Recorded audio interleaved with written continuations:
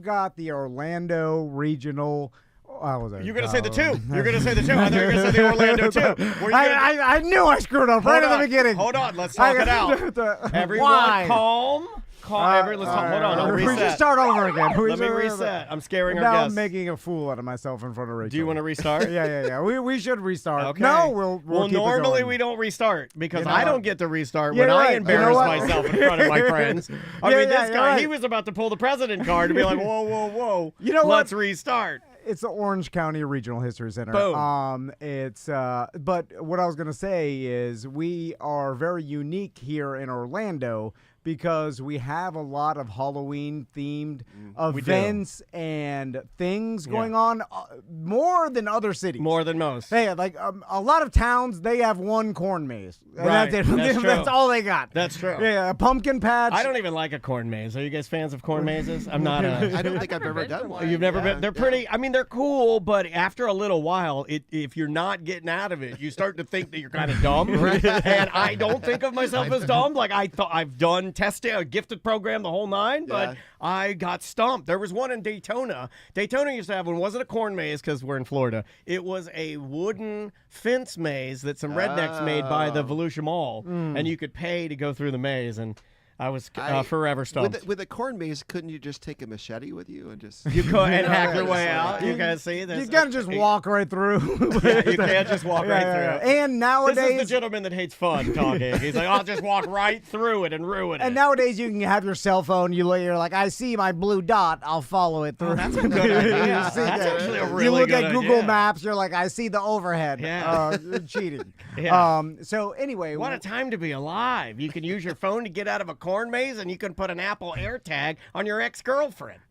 Scotty and Rachel are I would here. never do that, by the way. I would never do that. I just wanted to freak you guys out. That was a Halloween joke. From the History Center. How you guys doing? Good. How are you? Good to see you guys. So let's discuss all the different attractions we have in Orlando that are Halloween themed because we're gonna do new and old today, right? We're gonna kind of go through all of them. Rachel's a historian, so she's an expert in old. Yes. Yep. and we know some of the most famous ones. Obviously, the bigger Halloween Horror Nights and Mickey's. I know the one that still owes me money, and that's Yeah. Skull Kingdom.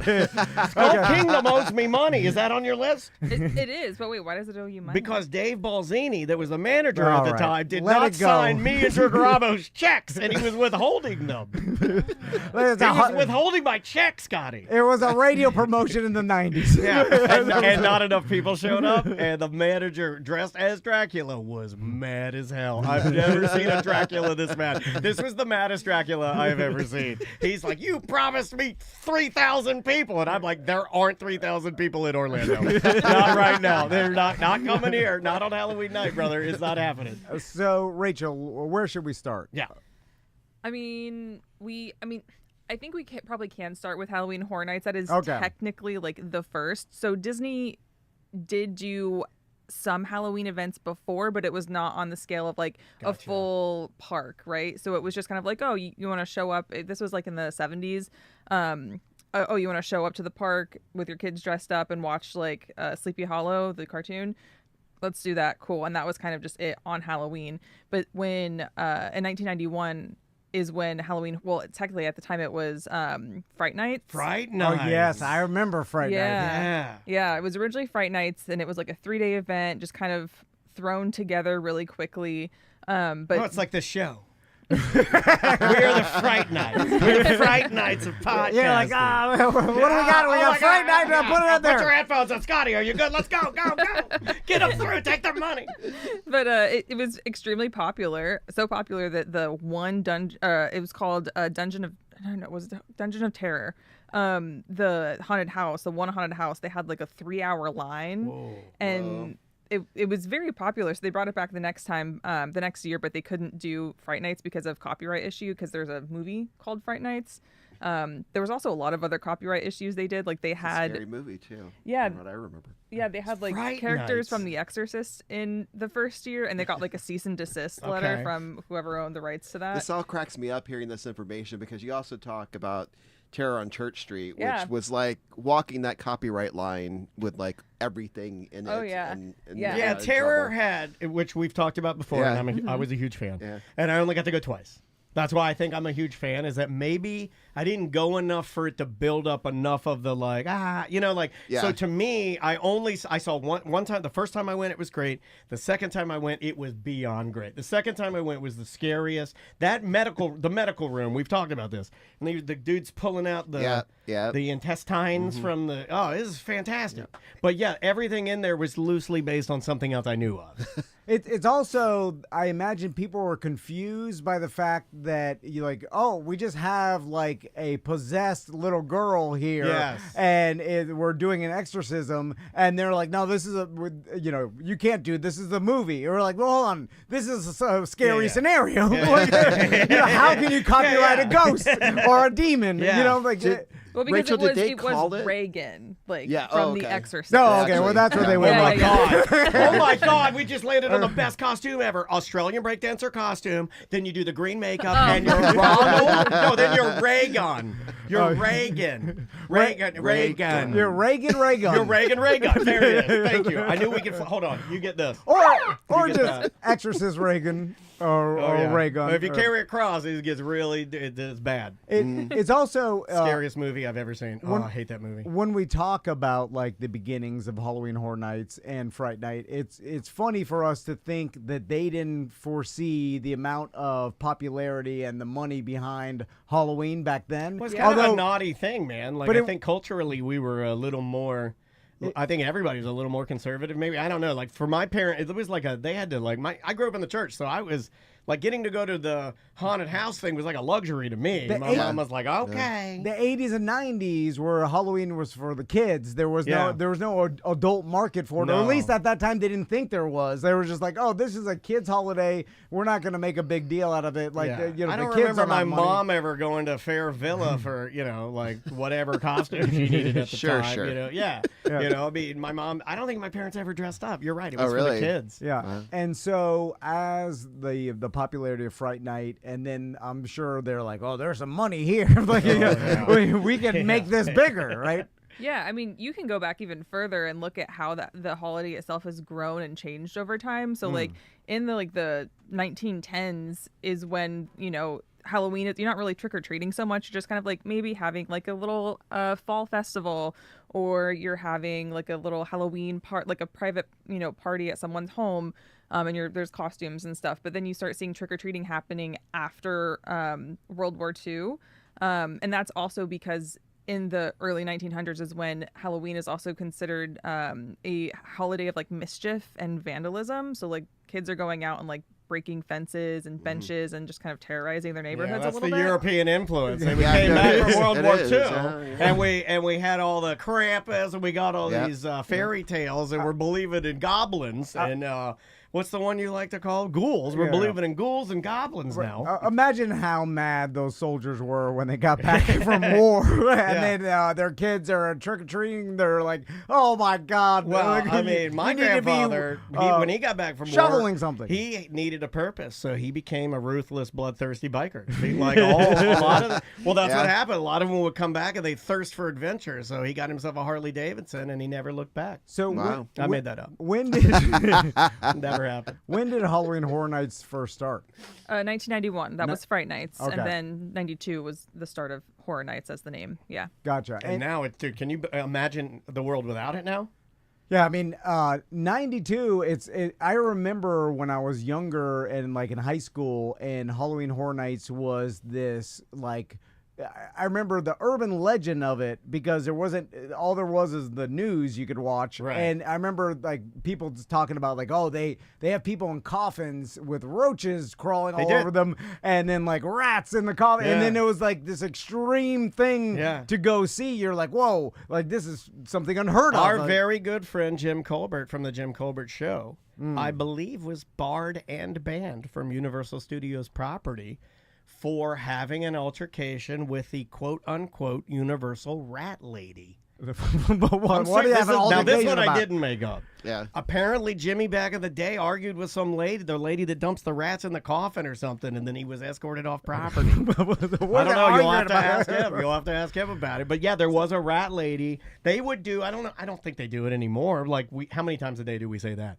But I think it was a glass coffin, and you'd get in there, and they'd pour rats on you. Yeah. Well, there was a lady that it was an enclosed coffin, and there'd already be rats in there with her. Oh, and then my God. I think at one point it was like you would walk over it, and like this light would turn on, and you would see her in there. Oh, that's what rats. it was then. Yeah. And then eventually I think they had it above, like not that you walk on top of. And then they eventually stopped doing it for a number of reasons, one of which is guests are kind of crappy sometimes and ruin things. Yeah. And rats, though. You know, like just having rats on property, I feel like. I'm sure. Also, I like that I got that horribly wrong. Should have just gone with a historian, right? Like every time, go with a historian. I'm sure PETA got involved. Well, They were like, rats. I think, if I remember correctly, I think they're probably her rats, right? Like those are her buddies.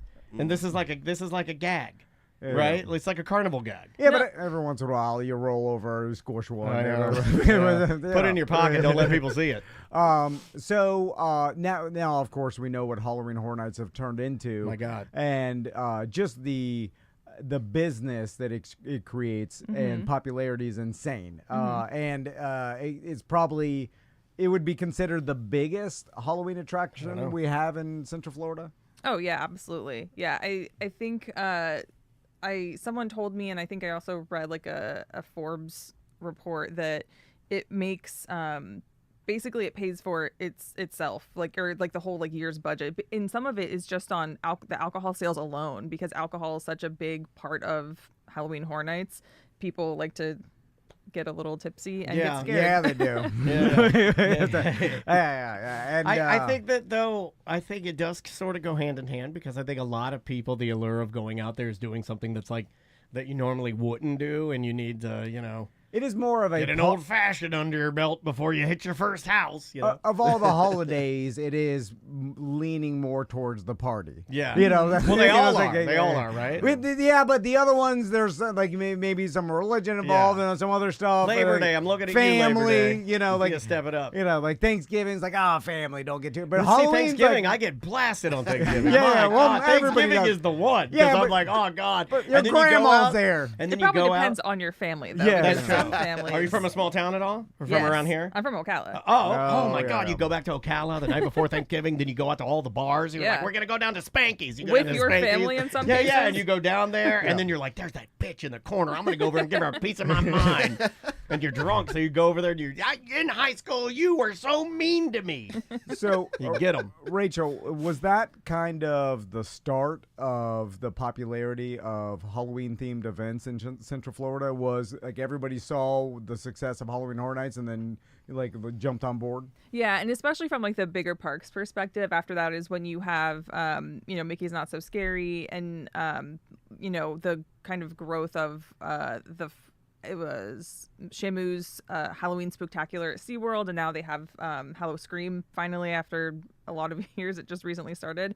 But then you also have a lot of like indie things too, like a Petrified Forest is really amazing. And also, like you guys had talked about, Terror on Church Street, which also started in 1991, and Skull Kingdom as well. That was Skull 96. Kingdom was. I always felt like that was a little different. It wasn't necessarily like a Halloween themed thing. It was just like a spooky, scary. Yeah, Skull Kingdom was a weird thing. The thing that it had going for it was its building, I believe. The fact that it was a cool building. It was shaped like Castle Grayskull from He-Man almost, Yeah, what would happen inside? Why wasn't it a... It was very much like Terror to me when I'd go through it. It was different rooms, different themes. Yeah, I think it was different because so whereas Terror on Church Street, similarly, a year-round, what they call like a kitchen sink haunted house, where they just have any kind of scary you can think of in there. For it. A kitchen sink haunted house. Yeah. All right.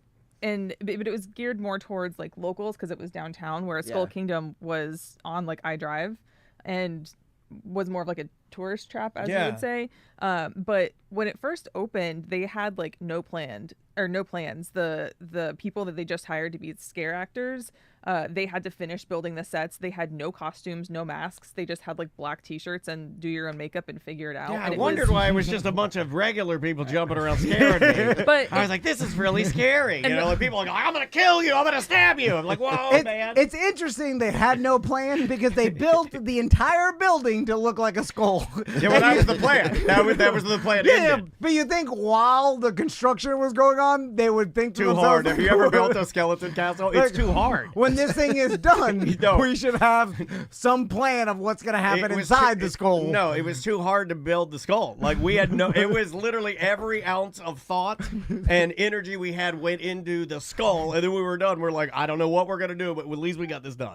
During lunchtime, you're like, hey, let's go buy some costumes when the skull's done so we can scare people. I do remember, though, that they seem to have endless money, and I remember doing a promotion with them because they did buy the radio station, as I told you in my horrible story.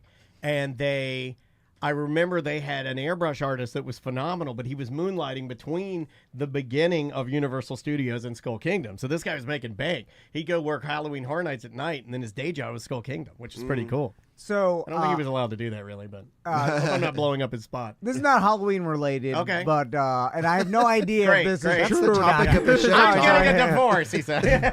But this is not Halloween related, but you look trustworthy. I would make a large wager that in the late 90s there were a lot of money laundering schemes going on with particular wrestling Skull events castles. and cash, anything cash that you charged a cash entry fee for, and it was hard to kind of how many people came through here? Oh, a lot. Right. That's how I could justify this tens of thousands of dollars I made. Sure. And I seen it in the early 2000s with radio stations, and there was a lot of promotion, and I'd show up at events and there'd be no one there, and the promoters were happy. I'm like, why are you so happy? Because they laundered money. Yeah. There were some weird things back then where if it was a cash ticket, there could be nefarious stuff going on. I'm familiar. Let's talk a little bit about, you'd mentioned it a minute ago, the indie ones.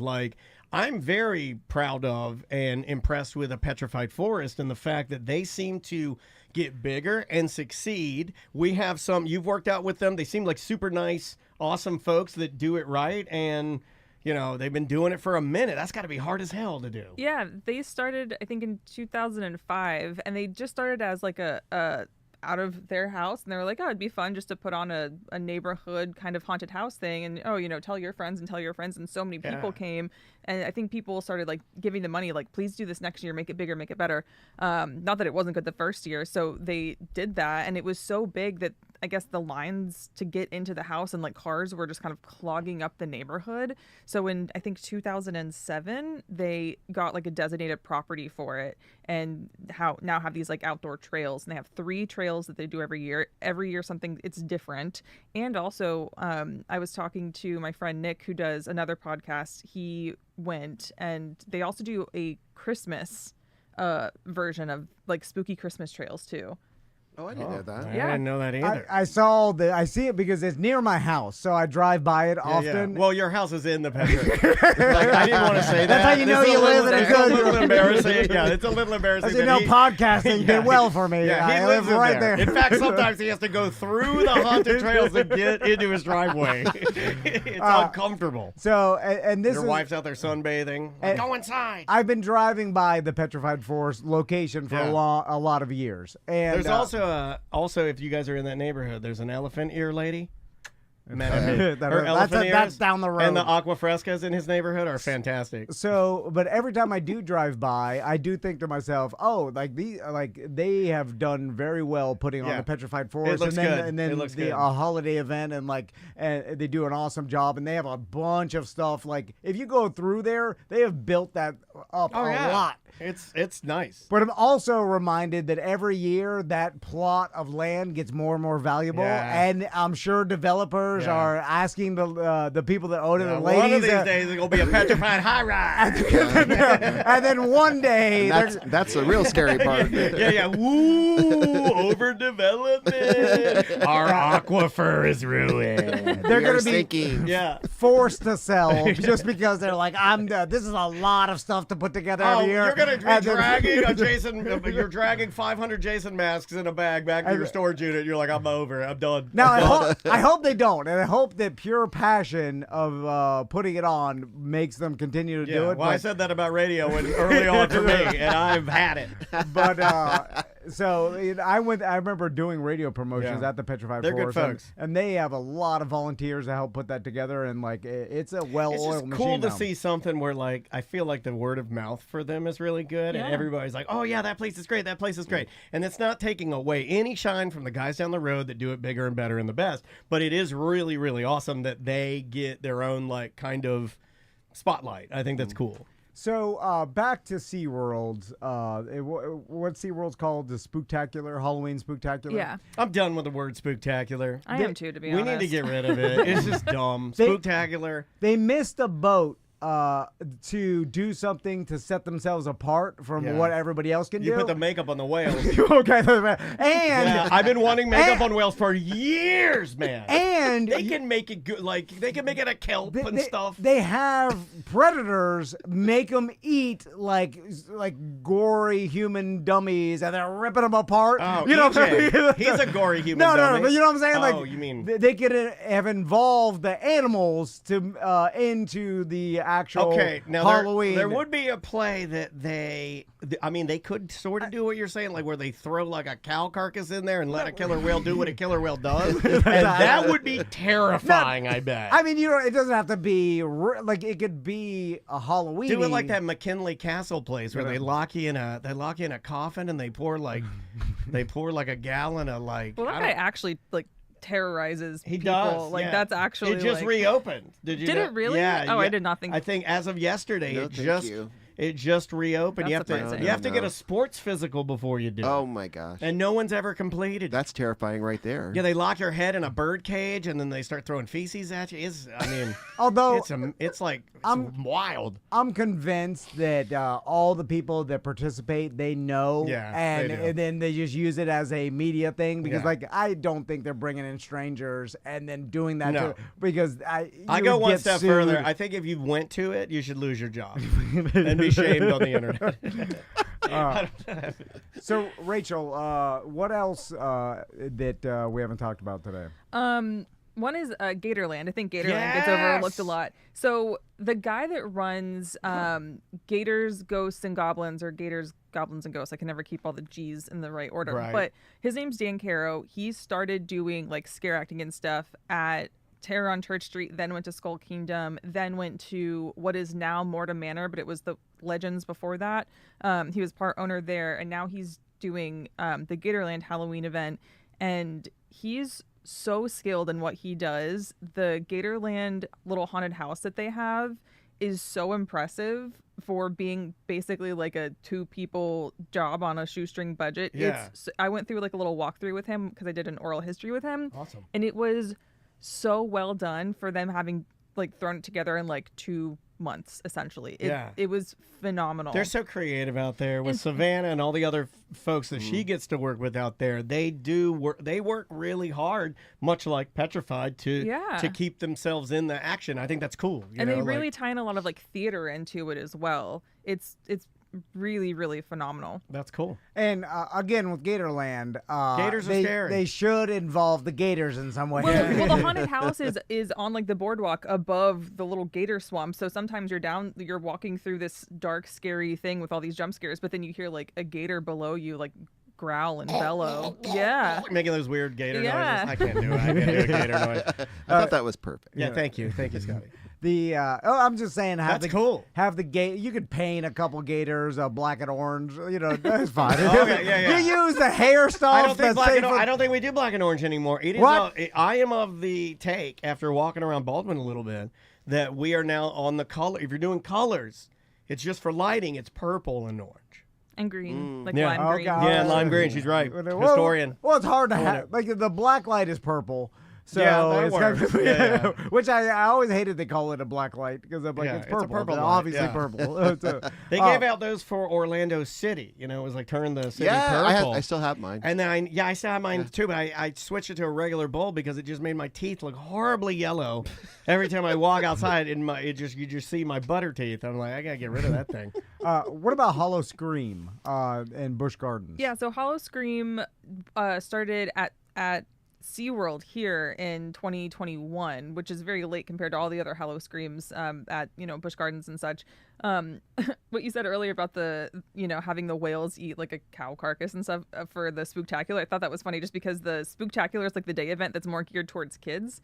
So having all the animals like do terrifying like gory things would be kind of hilarious. That would be hilarious. Would not fly. Maybe save that. Too. Maybe save that for Hallow Scream. Okay. Fair. Yeah. Fair. I've never been to the one at SeaWorld. I'll be honest, I haven't, and I in my lunch and learn where I talked about this, the one question I got was which is your favorite? I'd never actually been to any of the scare events. I did a walkthrough with Dan at Gatorland, but that was a behind the scenes thing. I'm actually I'm a scaredy cat, and I'll talk about it, but like actually going through it, I'm like, no. I have a lot of friends that are like that. My wife's former boss loves Halloween Horror Nights and does a tour every year, but it's the tour with the lights on. She's never been through one haunted house. Not even one time. I've ruined this for myself. Well, you do that a lot. Yeah. Where he likes to take things that he loves and then ruin them. It's like I remember as a kid going through haunted houses and actually being nervous. I was like a young kid. But what'd you do to sniff ammonia? No, it was when Aaron I just do not believe. Like I can't get beyond like knowing that they're just paid, people that are scary. What about like a jump scare though? Like you can't even. Like, if they jump scare at you, you are not scared, and you're like, I expected that. You were being paid for that. I agree with that. I mean, I know this is coming from the guy that, screamed about a spider. By the way, my wife is still getting me with that spider. She put it in she pranks him all the time. Like a spider. Yeah. My drink fridge. She's trying to get you to knock it off. This guy's all, But maybe that's a sign. My wife's always putting spiders in my alcoholic cabinet. If I'm expecting the scare, like if I'm walking through a haunted house, I know someone's going to jump out and scare me, then I am not scared. Right. I cannot be scared if I'm expecting. But you let your guard down at your house because that's your safe space. Yeah. Well, of course. I mean, everybody could get jump scared. I got you. So your wife needs to make a haunted house in your house. No, but then I don't expect it. Didn't you want to do a haunted house? And we found out from our attorney that we probably shouldn't do that because didn't you used to do that? You used to do like set up refrigerator boxes and have your kids walk through it. Jimmy used to do the actual. I did one for COVID one year, but I didn't do it from the neighborhood kids. It was just him in a box and kids walk through and he'd cough on them, give them COVID, get them sick. But Chris Oz talked about like setting up a haunted house in the backyard. I'm like, there's not enough people. That come through my neighborhood. We could do it here. We could do it around here. Well, there's too much. You need to find a sweet spot of like because you did it here, it would be never ending. You could never shut it down. Yeah. This was the 13th most popular Halloween destination. I guess it made a list like last year. I don't know about it this year, but it goes up and down. Yeah. Scotty, do you have a favorite Halloween attraction in Orlando? Since we are kind of blessed having all of these cool Halloween attractions. No, I mean I have having worked at Terror, I have some nostalgia for that, but probably for different reasons than people who went through it. But I enjoy going, to Halloween Horror Nights if I have that fast pass, because I think the most terrifying thing about it is standing in crazy long lines. Yeah, but it's only getting bigger because the event is just, every year. Yeah. And now with the year-round installation in Vegas that they're doing, so it's crazy. Yeah, they're always throwing something else out there. Even though we do have a lot, I am curious to why we don't have more because of their success. I'm surprised we don't have a year-round like Vegas does. I really am. Yeah. Because I think, in a lot of ways, we get more people that come here and want to party, right? I think now with Epic Universe, we're going to have like a horror park, right? Yeah. That has like a lot of like the classic horror monsters. Movie monsters, yeah. So I think that'll kind of be like an element of like a year-round thing at a big park. What's the place where are adults going for the big party? Like back in the day, the Woodshed. Church Street was going to the Woodshed. Really. Back in the day, Church Street was, and then Parliament House was for a lot of people. But that's demise. But is there a signature party? He used to host the biggest party. Oh, really? For the longest time, Tom was the host of the downtown Orlando the Church Street parties. Yeah. And you'd be up there with the DJ, and like that was cool, man. I used to love it. That was one of the parties that I used to enjoy, even if I wasn't dressed up. If I knew you were working, I would just pop down there just to hang out, because I just like seeing, even if you weren't dressed up, the the professionals would show out. You'd get the guys on stilts. You get like.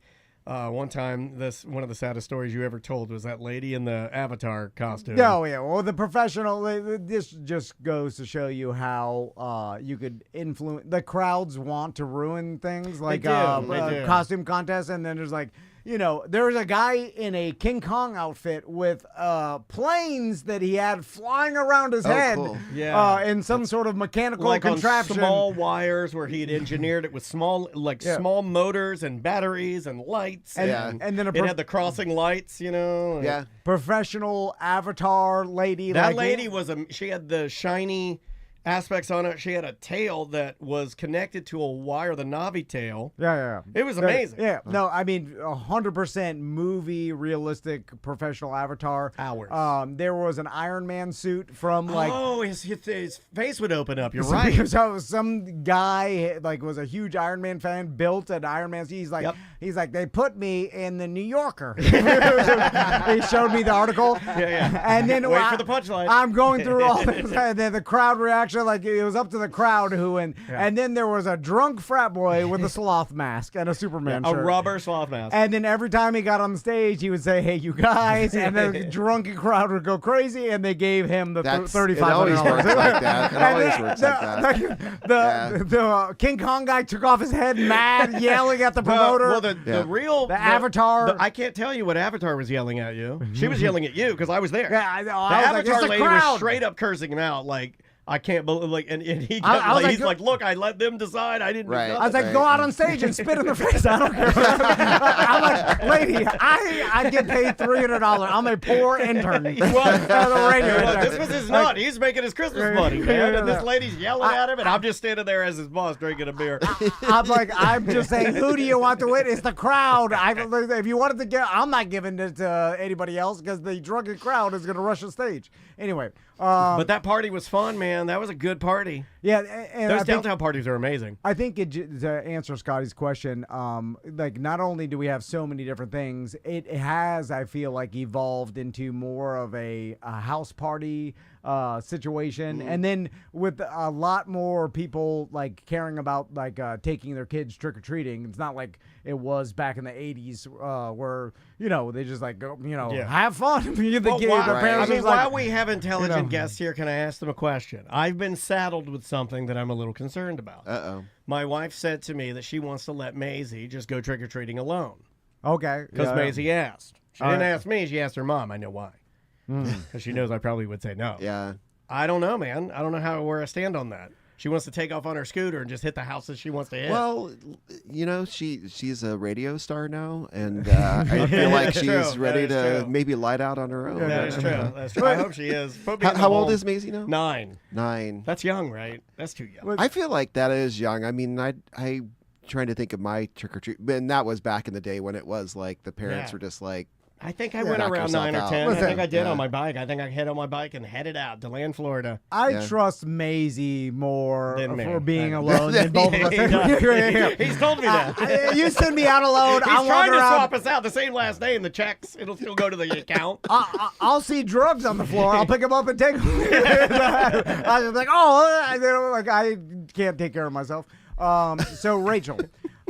Is there any, besides from the new theme park opening, do you see any future Halloween theme, anything? Didn't we have a Halloween bar here at one time? There is Cocktails and Screams. It's a Halloween, horror Pine, movie. Right? Pine? I think it's on Pine. Yeah. I think that's kind of fun. Like you drop by with your wife or significant other, you hit up a Halloween themed bar. I like that. And it's open year round too. Okay, cool. I don't know. I mean, I'm not like a fortune teller. I'm just a past teller. Yeah. Tell him. But I think what I'm kind of noticing, and maybe this is just me getting older, but I think other people are kind of seeing it too, is that Halloween's always kind of been associated.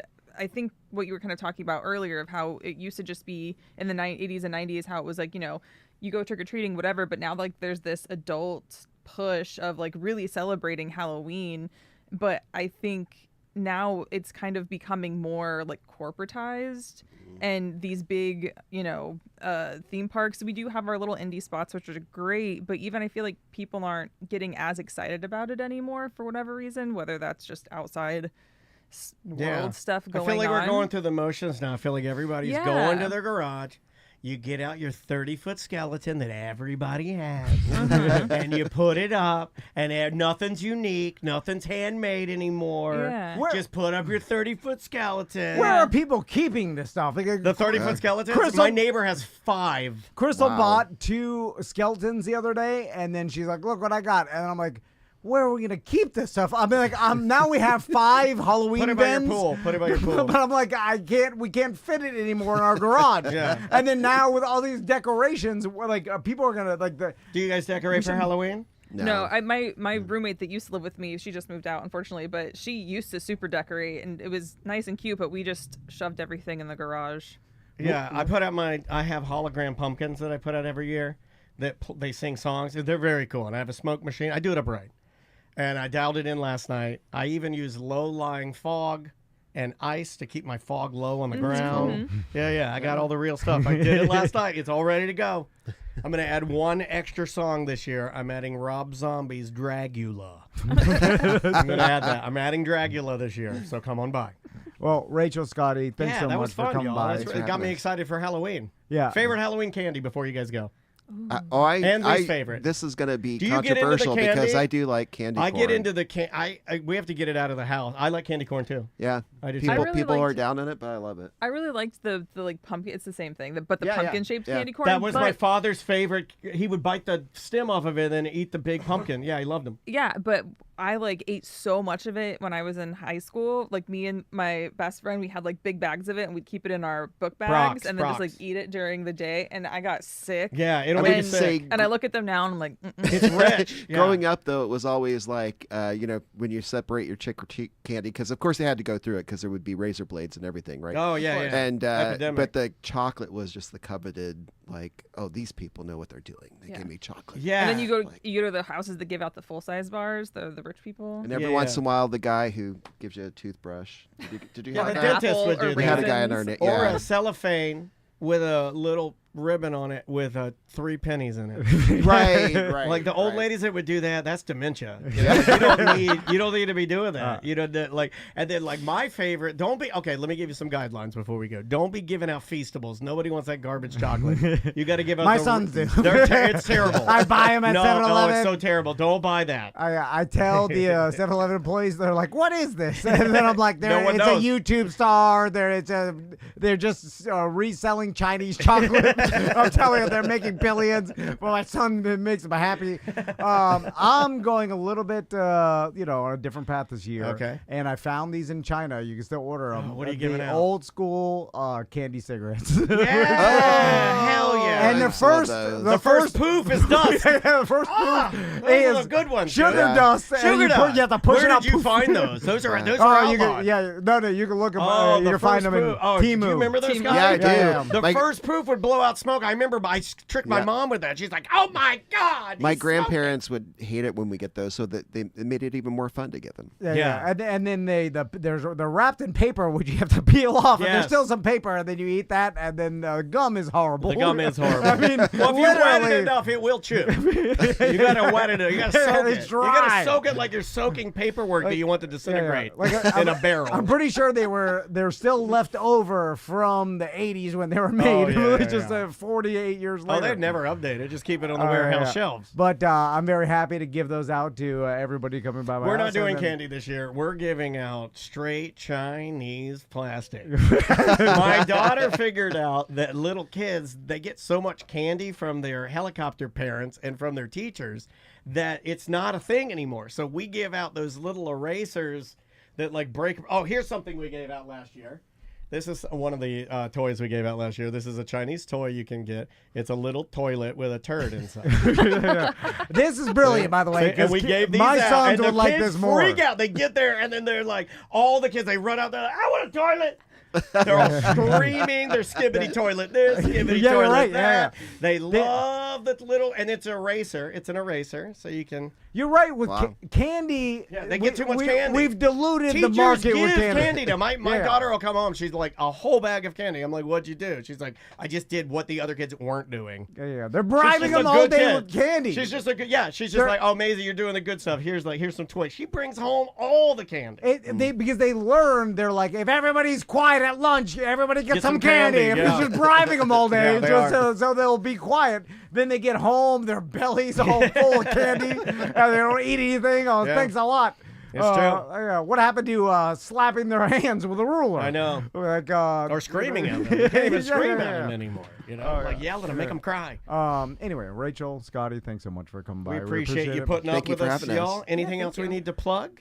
Just the Orange County Regional History Center, thehistorycenter.org. Yes, sir.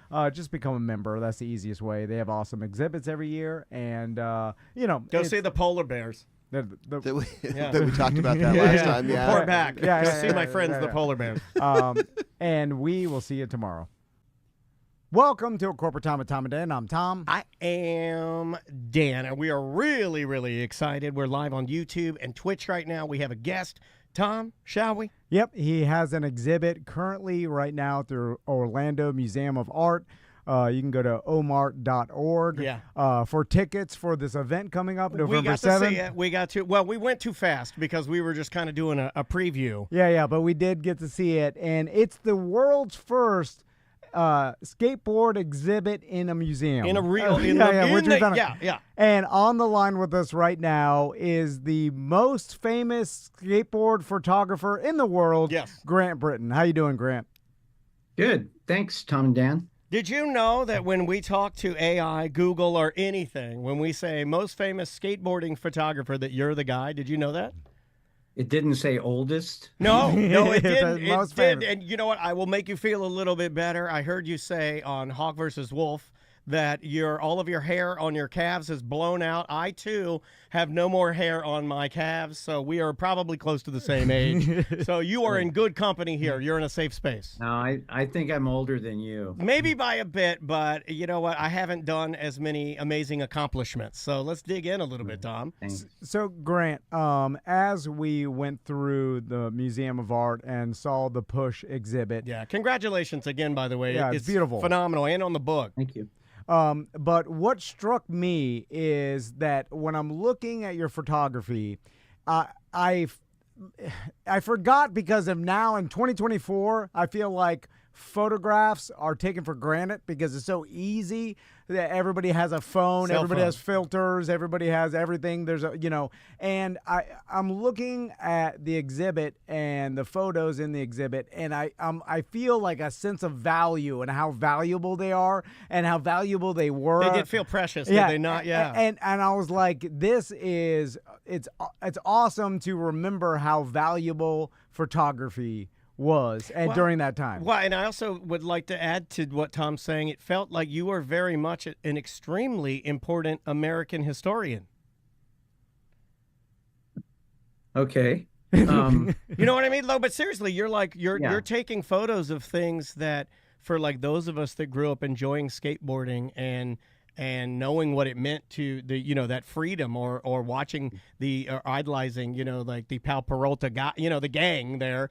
I mean, it was extremely important. How do you look upon your photos, the ones that you were taking when they were no longer digital images, when you were actually using film? Were they more precious to you then?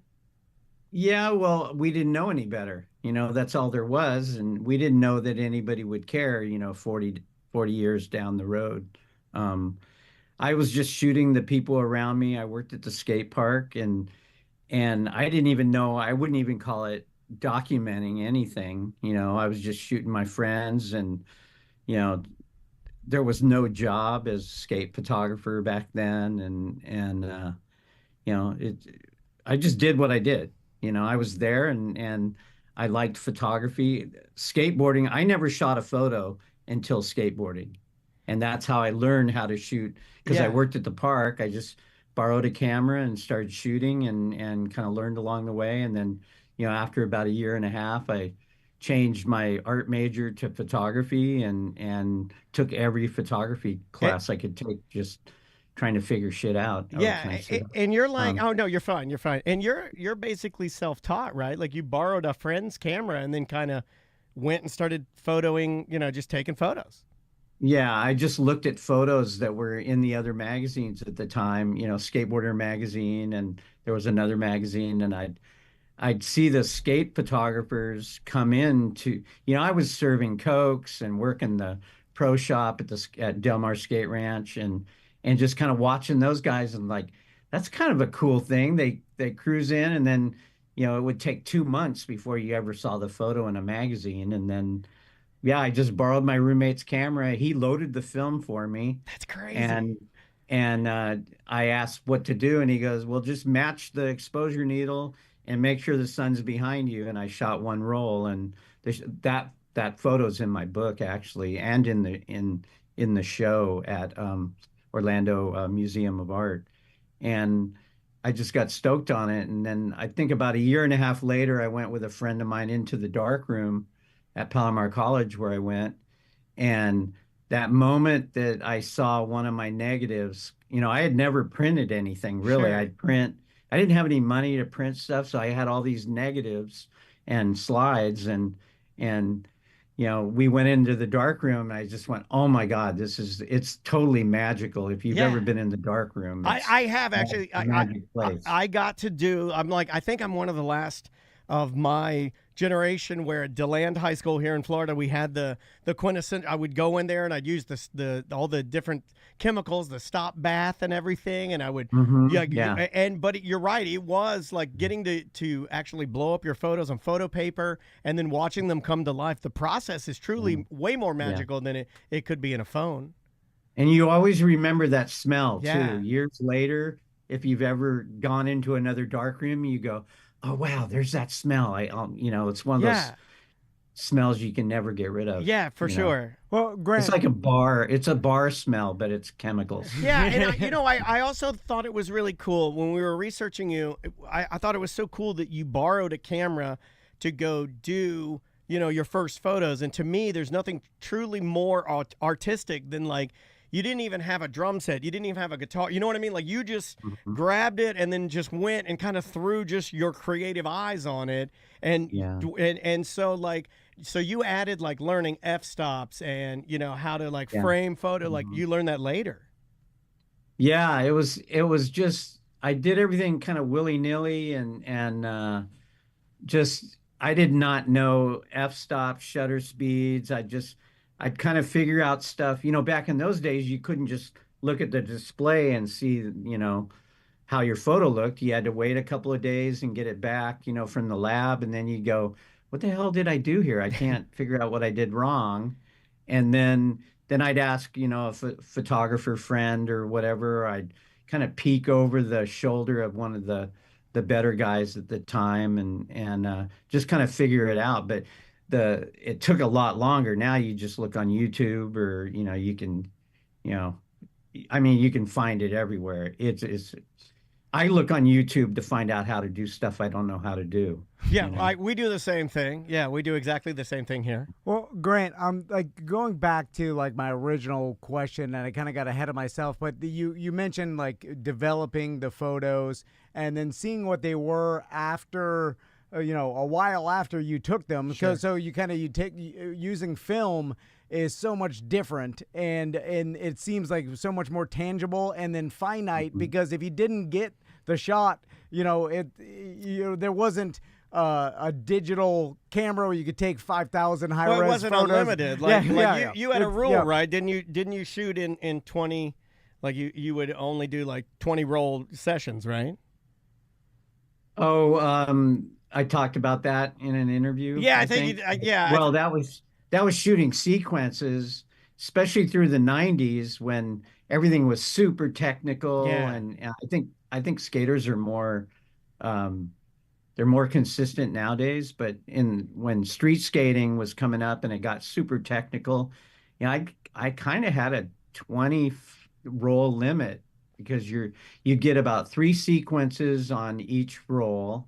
And sometimes you run out they'd make the one that you ran out of film on, which was a bummer, you know. Now it's just all digital and you can just do it over and over again. And I think skate photography is a lot easier now. It's easier for me. It's also kind of made me a little lazy, and I can just do a session and go, well, it's not optimum, but I'll fix it up in, you know, Photoshop, you know. Yeah. I mean, again, I like the aspect that you're just using more of your creativity to just kind of do it your own way. Grant, I'm curious because as you get further on into your career with taking pictures of skateboarders, and you help build Trans World Skateboard Magazine, and your photographs are in these magazines. I imagine that, and this may be a longer question, I'm sorry, our listeners make fun of me for long questions, but we are known for that. Like you take more extreme pictures of these skateboarders, and then you're like those pictures, the more extreme ones probably you mean get the it's more pushing the sport. Yeah, pushing. Yeah, where you get these huge acid drops and these huge verts and big stuff. airs, and then and this is what I'm curious about, because I imagine that there was a time where everybody looks at it and like, oh, the more extreme the picture, the more attention it gets, which is good for everybody. But I imagine that you get motivated to take more and more extreme pictures, but maybe that it's impossible to land this trick, but the picture looks cool in a still. I see what you're saying. But they maybe this acid drop is just impossible to land, but it makes for a cool cover photo. But is there any, like, back then, is there any morality to, you mean like the rules code of taking a skateboarding photo? Of like, hey, this trick is impossible to land, so we shouldn't make it the cover of I a see magazine. what you're saying. Yeah. Was there anything like that? Yeah, well, there's a general rule in skate photography is you don't run anything. Say somebody goes and does a trick and they don't make it, but you shot stills. Yeah. And you can't use that still until they actually make it. So you might, and it's usually they have it on video to back it up. And then, you know, he might be wearing different things. It might be on a different day, but, you know, he made it and it made for a good still. You know, one of the, I have a photo of Jamie Thomas doing the leap of faith. Yes. Yeah. And, you know, he's dropping off a 17-foot, you know, building, you know, second story. And he didn't make it. And I shot a sequence of it, and we showed the sequence too. And he goes right through the middle of his board. So it's kind of considered the biggest bail ever, you know, that was used. It was used as a poster for foundation skateboards. But but I used the still of it because it looks bitchin', you know, it looks cool. So great. Are we correct in thinking that the sequence, as long as the sequence shows what actually happened, then it's fine. You just don't want. I mean, bail sequences are cool too. They are. I love bail shots. I have some great bail shots, you know, but they're obvious bails, you know. Do you, because you've taken so many photos and because you've done this at the highest level for so long, and because, you know, obviously with Tony and everything, do you lose a lot of media? Like, is it hard to organize the amount of media that you have? And I'm guessing somewhere along the line, you probably switched from using film to digital, or how does that work? Well, I use digital for almost everything now. I use film for my art stuff and portraits and landscapes and things like that, just for fun. You know, I have a Leica, and, you know, and a Hasselblad that I shoot. And I just it's hard to organize. It's a nightmare sometimes, because it was a nightmare before because it's all slides and negatives. You know, I've got a garage full of file cabinets and flat files, and then, you know, right behind me, I think you can see, you know, there's 5 drawers full of slides from the 80s and the 90s.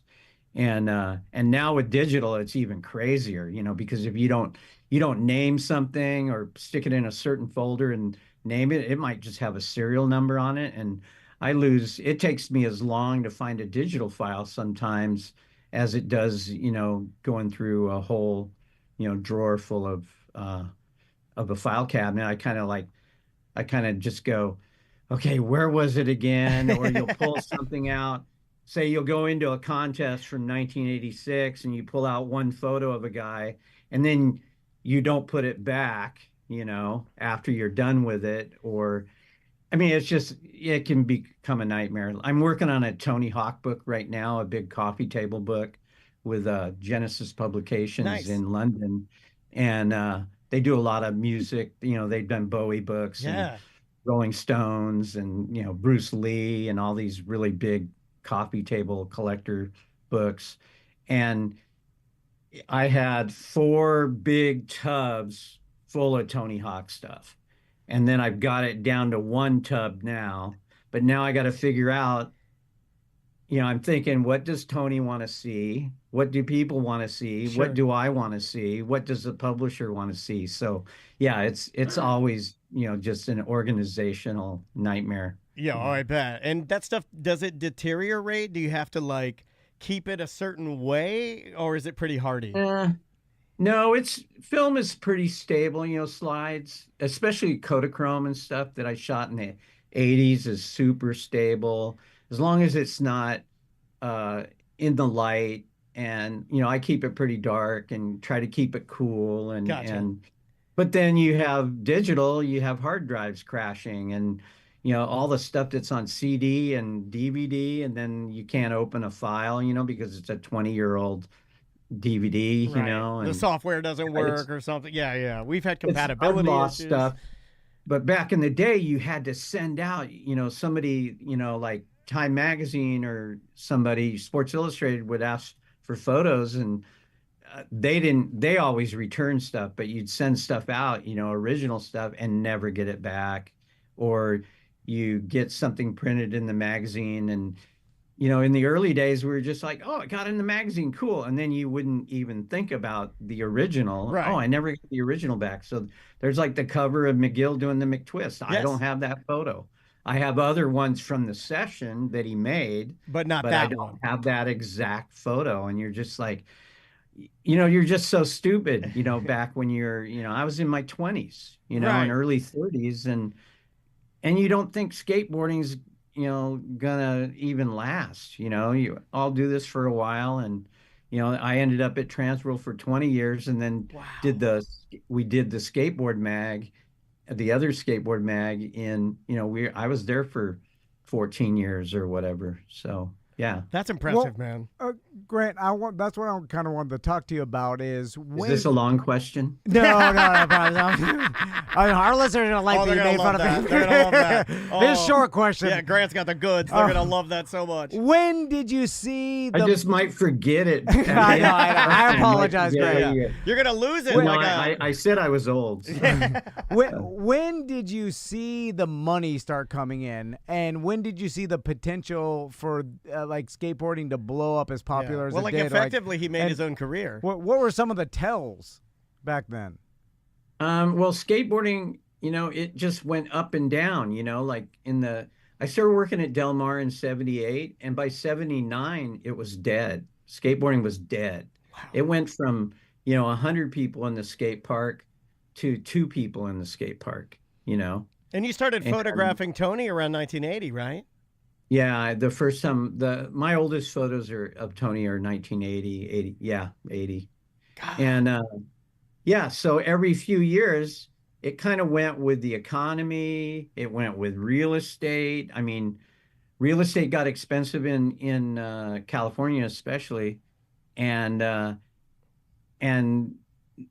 nobody had money to start skate parks. Insurance went way up. It went from, I think we paid at the skate park, they paid $11,000 a year for insurance, and then it went to $100,000 a year. I mean, in a few years. That's nuts, so yeah, it was nuts. But every few years it would go up and down, and then there was a boom in the late '80s, and then there was another. We went from, I forget how many pages we were at Transworld, but we went down to 76 pages at one time. I mean, thin, paper thin. And then it got as high as 400 and something pages. It looked like Vogue magazine or something. Sure, buying, they were buying a dozen pages of ads. And, when it was really booming, then skaters could start to make some money. Tony and, Christian, whoever, they were making good royalties, and then it crashed again. So it was just every few years. The difference now is that there's the internet.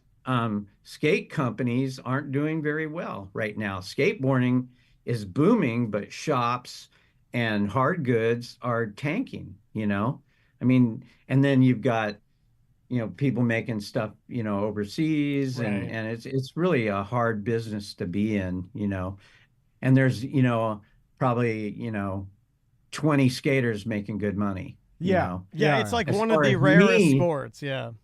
yeah, as far as me making money, it was like at first, I didn't make anything for years. And then when we started Transworld, I think I was getting $200 a month. I was still working at the skate park. And then slowly we built it up, where we'd shoot something for Vision or PAL, and then the rates we started to we were able to move the rates, photography rates up, and then you'd get $50 a photo and you were stoked, you know. But then you'd still be fighting to get that check for, $50, sent to you.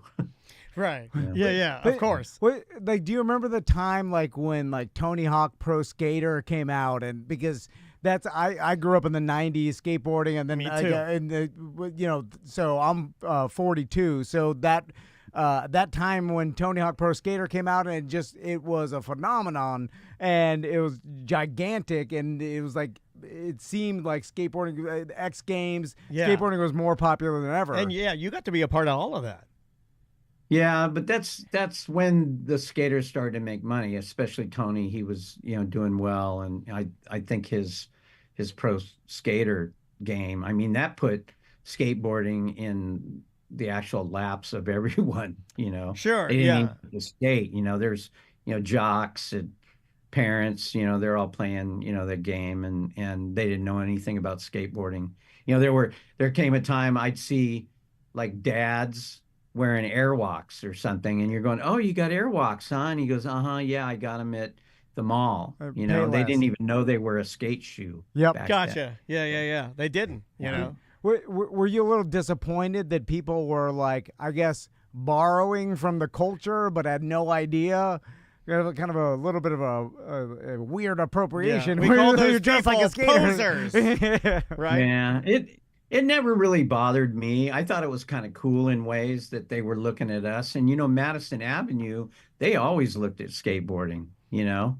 Um, where you'd see something in a commercial and the trucks were on backwards, and things like that, or they're mall grabbing or whatever. Yeah, and, yeah. Yeah, 100%. Yeah, but no, it never bugged me, and I always looked at it as long as the skaters can make a living off of it, I was stoked, because they're the ones that deserve it. The skaters, they just, they're the ones who aren't going to be able to walk someday. Yeah. Wow. Yo, you're right. You're right. That's why they make all those. I get all the ads on Facebook for all the knee guards for old timers that like to ride still. They have like inserts and knee guards and all kinds of stuff. Grant, let's talk about the fisheye lens. Yeah. Because why did that become so popular in skateboarding? Oh, he's got one. Look at that, look at that. yeah. Oh, yeah, yeah, yeah. That's the moneymaker right there, right? So what was it about the fisheye that was perfect for skateboarding? Well, a photographer, Warren Bolster, who was a skate photographer, he was a surf photographer first. He brought, in the 70s, he brought the fisheye to skateboarding. And it just became a staple where you had to shoot with a fisheye. I mean, it adds kind of a three-dimensional look to it. It adds depth, from foreground to background. You can get down low and it makes the person look higher, but it's just the lens that went with skating. And then, people use it in surfing and people use it in snowboarding. Not as much in snowboarding. They use just a wide angle lens because they're farther away. And you just kind of had to get the fisheye. When I started shooting, I couldn't afford a fisheye, so I bought a 20 millimeter lens, and it just wasn't, it was wide, but it wasn't, Yeah. it didn't bend all the lines and really look like a fisheye. And then when I got a fisheye, when I started working for the magazine, Larry Balma, who started the magazine, had a Pentax with a fisheye, and I used that lens too much, where I was using it for portraits and like you didn't really want to use it for portraits because it was so. If you got really close, Yeah. it was really distorted. Well, like for me, it pulls my nose out. Yeah, like I too went through a phase everyone's of noses out. Yeah, there's a lot of Tony Hawk pictures with it looks like he has a giant hawk nose. But yeah, then I learned that I carried two cameras. I had my old Minolta with a normal lens and the 20, and then I would have to switch back and forth. And then when the magazine we started making a little money, then I was able to buy camera gear and have the good gear that I needed. And then when we started the magazine, I was already going to college and learning photography, so I was doing all the darkroom work. I was printing all the photos at the college and running them. The lab tech there was just kind of shaking his head because there's just all this, out of the dryer, there's all this, scape photography coming out. And I'm running the whole magazine through the college. And I mean, I was paying for the paper, but yeah. And then I built a dark room, and I had only worked in one dark room my whole life, my whole couple of years. Sure. So I set it up exactly like the colleges. And then I had assistants I tell people, hey, go to Palomar College and take photography, and you want to take this teacher and all these people that turned into photographers, went through the same college. So, and through my darkroom. So you were kind of running like, having people assist you, and then they would just like leave the nest and start photoing, like taking photos of skateboarding. Well, usually they'd start shooting for the magazine too. They were hired as a darkroom person. I was just trying to get people that could, print really well the way I wanted them to print, and not just the way they wanted to print. And they went through, and it was like, Steve Sherman, who became a surf photographer. Yeah. Todd Swank, was my assistant. Johnny Donhow, all these people, were great photographers in their own right. And I just kind of taught them everything I knew. I've always been into sharing. Even now, I try to share with kids. That's and, cool. I sit on some advisory boards at the college and a couple of high schools. And you can't live forever. You got to share it. You can be selfish, but what good is that? Well, I mean, you're doing it when with somebody. Sorry. No, I was going to say. Go ahead. I like when somebody says in an interview, they say something good, that I taught them a bunch of stuff. I feel warm and fuzzy inside. Yeah, well, it's a good feeling to do that. Plus, I mean, you're sharing your art in the exhibit, at the museum. You're sharing the book. You're working on the book, the 300-page book with Tony. You're sharing your knowledge with kids and with being on the advisory boards and stuff like that. And by the way, Grant will be signing books and posters after the event. That's with all tickets, and there are still tickets available for the Grant Brittain and Tony Hawk conversation they're going to have. Come hang out with us. We're going to be there. Yeah, we're going to be there watching it. Grant, with just seeing how long you've been taking pictures of skaters, and it dawned on me the amount of time you've had to wait around skate parks and wait and I was going to ask someone him, to accomplish a trick, like where he got kicked out of. I'm sure he's been, well, skateboard photographer. I just imagine you've been kicked out of places a lot. I mean, it just seems like it goes with the territory. Yeah, it gets old after a while. I bet. did it. When I hit 50, I think I quit shooting street skating if it wasn't permitted. Like, if it wasn't like, I just got tired of getting hassled by cops, well-meaning citizens, storefront, store owners, just people walking by and they just want to, put their 2 cents in, and you're just like, why are you talking to me?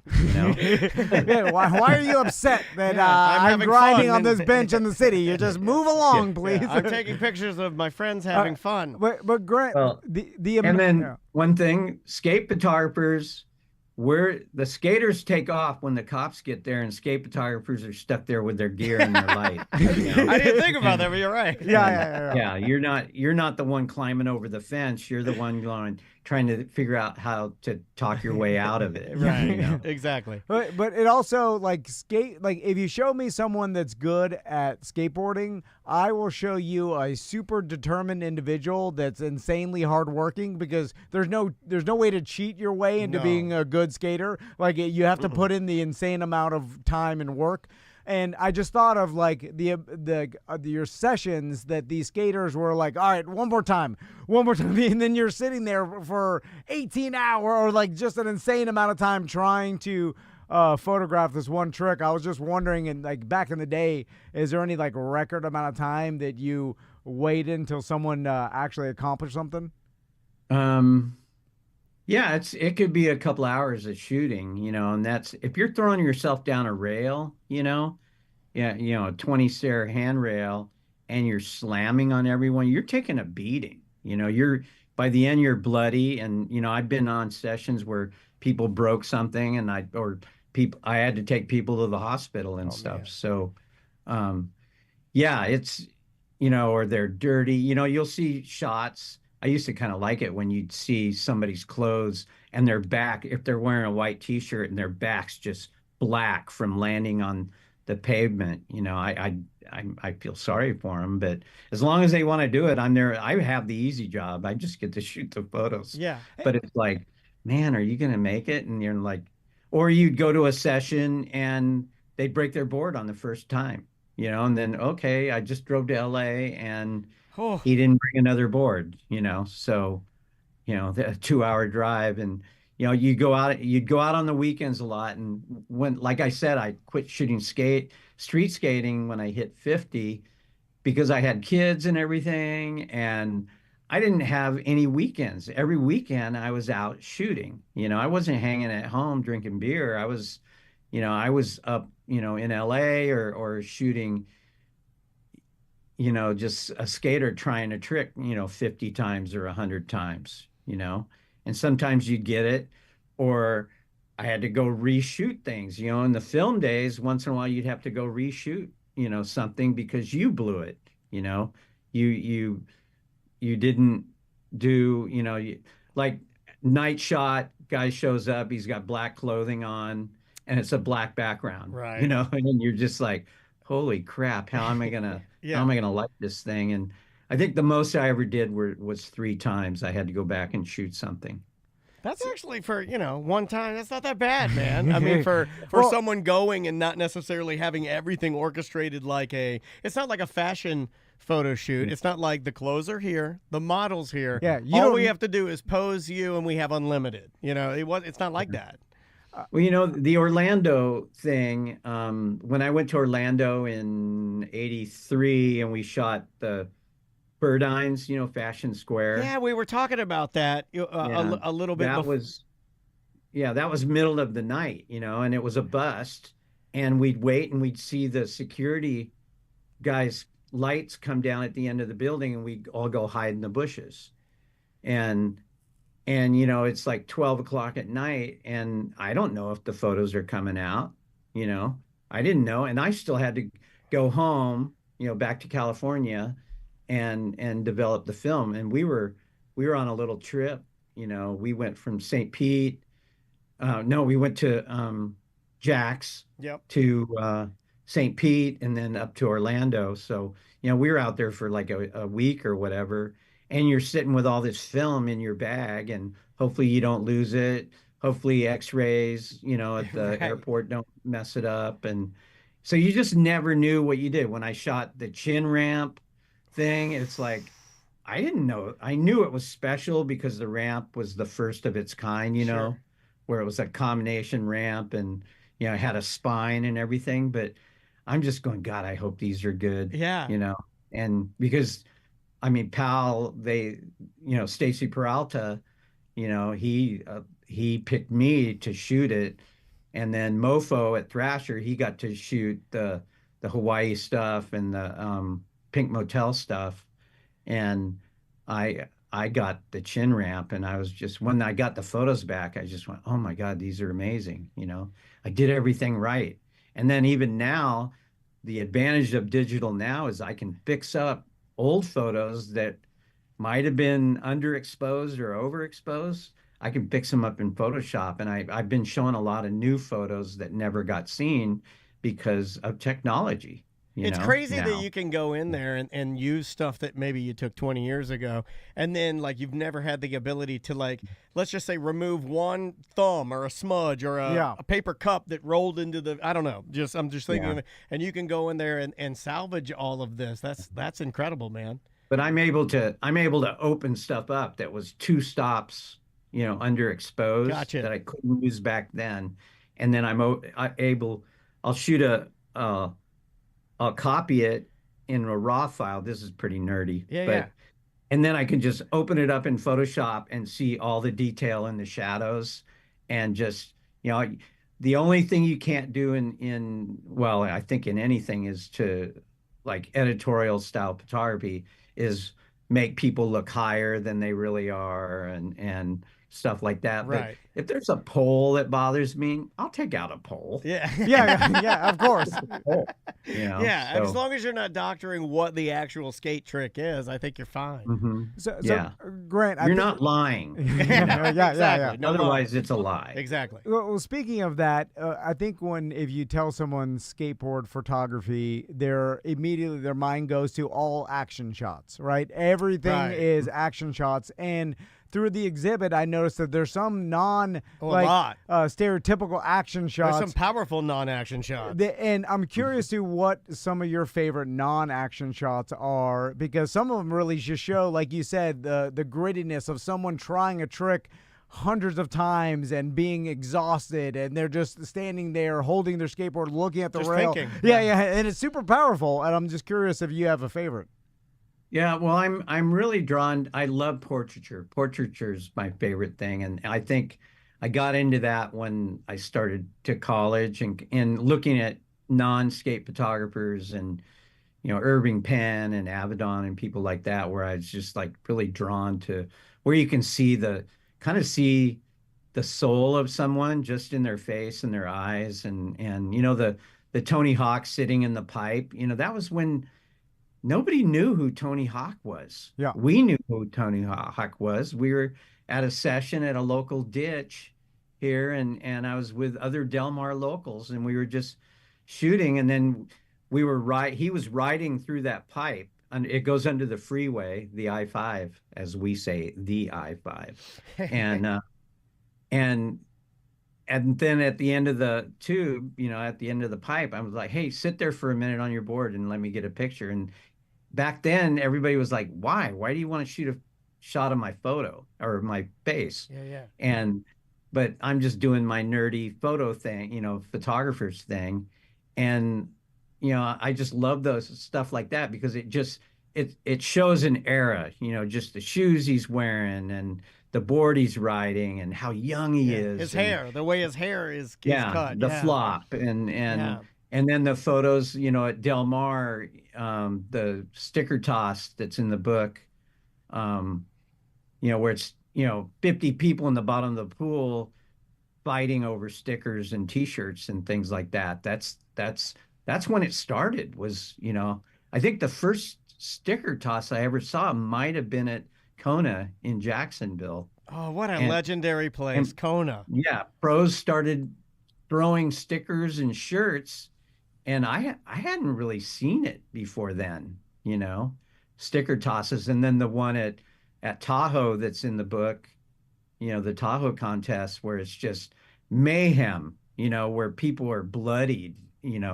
from fighting over stuff and boards, and somebody threw a dead cat out on the ramp. You got to do it. Sometimes you got to throw a dead cat. Where'd they get a dead cat from? It was insane. And you're just going, what is going on here? I know we're crazy, but this is nuts. Why was a dead cat laying around? Why not? I don't know. It was out in the forest. Well, that's the same. I think it was that contest where Lance Mountain told me he was going to set his board on fire. He whispered to me, hey, Grant, I'm going to set my board on fire. And I'm like, what? We're standing out in the middle of a forest, in Tahoe. And he rode his board on fire, and I got the shot of him doing a tail slide, tail bonk with his board on fire. And, that's when stuff was real back then. I loved Lance Mountain. He was my favorite.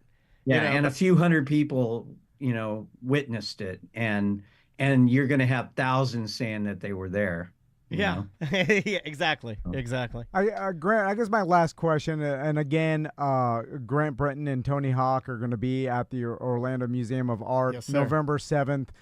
You can get tickets, tomanddan.com. Use promo code TomandDan, and you'll get free entry into the museum to go see the Push exhibit. And they also got a really cool punk rock exhibit and a bunch of other stuff at the museum. You could make it an amazing day of it. The chat room, we just threw the link in the chat room, omart.org, if you want to scoop up those tickets. And my question to you, known Tony since he was a kid, what do you think the difference with him was, and what caused him to become so great at skateboarding, so infamous, me and Daniel were talking like pop culture icon of our generation.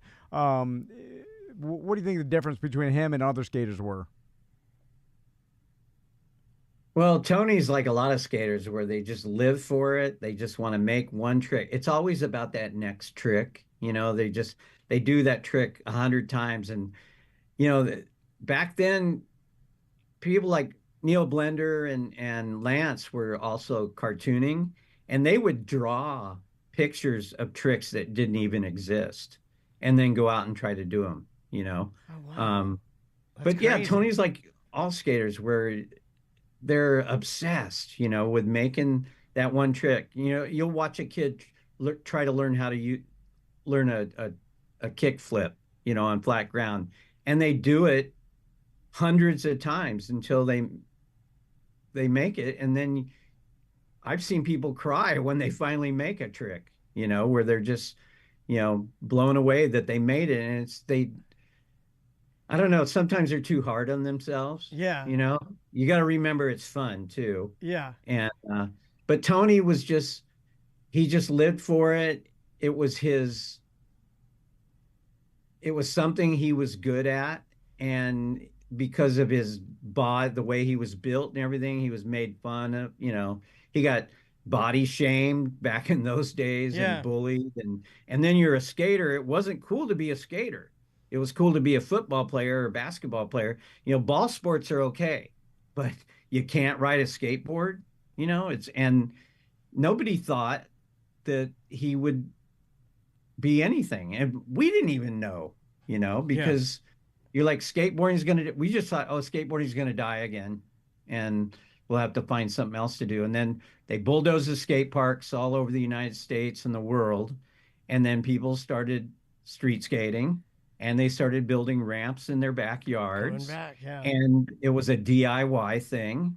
And they're still doing the DIY thing. Who are building the skate parks now? They're all skaters. Yeah. The good skate park builders are, somebody like Tim Payne. Yeah. Yeah, we have people. We know Jenna Hurt, a very good buddy of ours, goes and builds skate parks with Tim Payne. Yeah, he's the guy. And Team Payne's the team. It all starts in the 80s, when skaters took over. They took over the industry. You got a Rocco, whatever you think of Steve, but everybody started buying their own companies, and skaters just kind of take over. They're creative. They're all artists and musicians and photographers and dancers, and there's so much creativity in skateboarding, and then with the Olympics and all that, a lot more girls are skating, a lot more women are skating now. I mean, it's amazing. There's a thing coming up on the 2nd and 3rd here in Encinitas at Poods Park, and it's exposure, and it's a women's event, and it's been going on for years, probably like 10 years. Wow. And there's women skaters that there weren't a lot of women skating in the 80s, but now there's standouts at the skate park. Well, Grant, they're really, really good. I feel like you are responsible for a small part of this. Yeah, well, helping getting the message to us, right? Because if there wasn't these photographs that were in these magazines, somebody had to document it. That people saw, that it wouldn't have been as or be as popular as it is now and well known. And I'm sure you realize, like, now, and you've said before, at the time you didn't know how important it was, but now, and especially with this exhibit, and when you walk through and you see these iconic photographs, and some of them are humongous, like they're just full walls. It's awesome, man. And you're like, you helped push the marketing of skateboarding globally. Yeah. Well, it might be too big now, where there's so much content that you lose it. It's fleeting. It's like back in the day, it was, you do a photo, ends up on the cover, and then everybody remembers it 40 years down the road. Now you'll see stuff on Instagram, things I see by a lot of different photographers, and I go, this could have been a cover back, even 15 years ago. This could have been a cover. And then you see it for 10 minutes and then it's gone and everybody's, forgotten about it, which is sad. And there's just this high demand for content from everyone and every different medium that things are just lost and wasted. So you won't remember certain things that are important things now.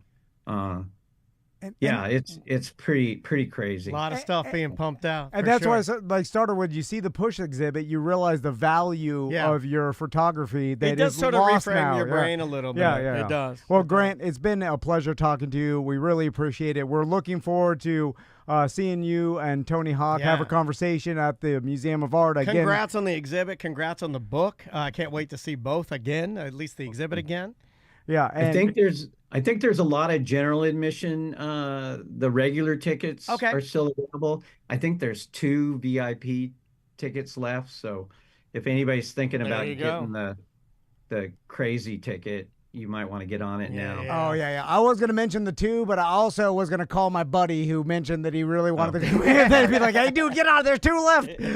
But yeah, get the general admission tickets. And again, use promo code Tom and Dan so you can get admission into Museum of Art and see the Push exhibit and all the great exhibits at the museum. It's truly amazing. Hey, congrats again, and thank you again for the time today. We really had a great time talking to you.